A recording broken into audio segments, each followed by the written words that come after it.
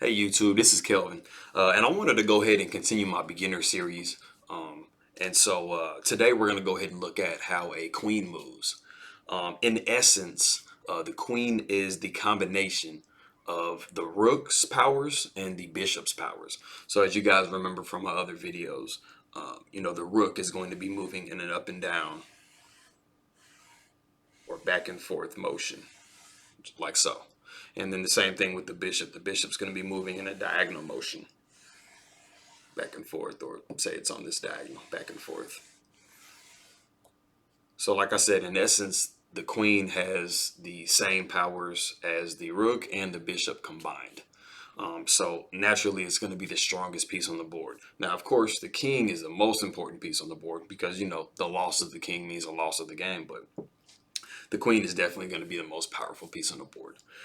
It's not really restricted in as many ways as other pieces and stuff are restricted. As far as like the bishops being, restricted to one color each, or the knight having to, make the L jumps and stuff like that. But you know, it pretty much also follows the same type of rules as the other pieces do. So for example, if you have your own king on the board, or your own piece on the board, let's say the queen is just on the corner square, it's going to have to stop as soon as it comes up to its own piece. Like the other pieces before, it can't displace its own piece.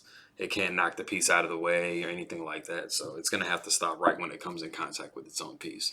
And then at the same time, if you have an opposing piece, it's going to be kind of the same thing.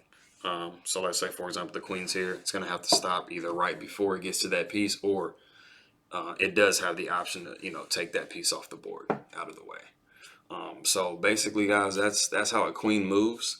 Like I said, it's if you know how the rook moves and the bishop moves, then you pretty much know how the queen moves as well. So, but yeah, so that's the way a queen moves.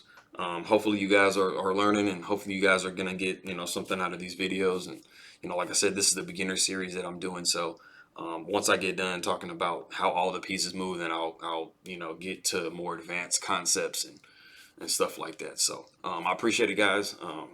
Go ahead and subscribe and like for me, and I'll see you guys next time. All right.